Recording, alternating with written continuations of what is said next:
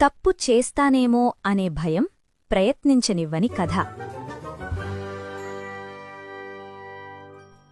చాలామంది పిల్లలు తెలివైనవాళ్లే, కాని ఒక చిన్న భయం వాళ్లను ప్రయత్నించనివ్వదు.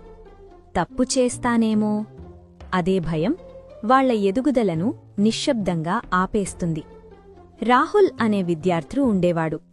పుస్తకం తెరిస్తే అతనికి అర్థమయ్యేది, కాని క్లాస్లో ప్రశ్న అడిగితే మాత్రం మౌనంగా ఉండేవాడు.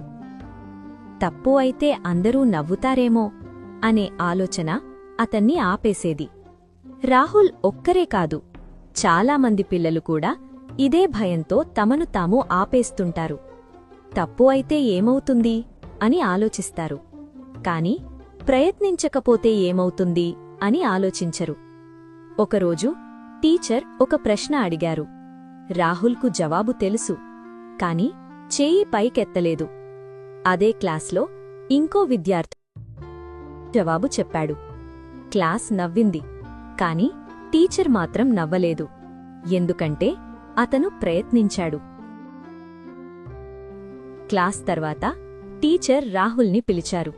మెల్లగా చెప్పారు, తప్పుల ద్వారా నేర్చుకోవడానికి ప్రయత్నించని పిల్లవాడే అసలు వెనుకబడతాడు. తప్పు చేయడం ఓటమి కాదు, ప్రయత్నించకపోవడమే నిజమైన ఓటమి. ఆ రోజు రాహుల్ ఒక నిర్ణయం తీసుకున్నాడు. తప్పు అయినా సరే ఈసారి ప్రయత్నిస్తాను. తర్వాతి క్లాస్లో అతను చెయ్యి పైకెత్తాడు. జవాబు పూర్తిగా సరైనది కాదు, కాని ధైర్యం మాత్రం నిజమైనది. టీచర్ నవ్వుతూ చెప్పారు, ఇదే అభ్యాసం, ఇలానే మనం నేర్చుకుంటాం. ఆ రోజు రాహుల్ అర్థం చేసుకున్నాడు, పిల్లలు, ఈరోజు మీరు ప్రయత్నించకపోతే రేపు మీరు ధైర్యం నేర్చుకోలేరు. చిన్న ప్రయత్నమే పెద్ద ఆత్మవిశ్వాసానికి మొదటి అడుగు. ప్రయత్నించండి.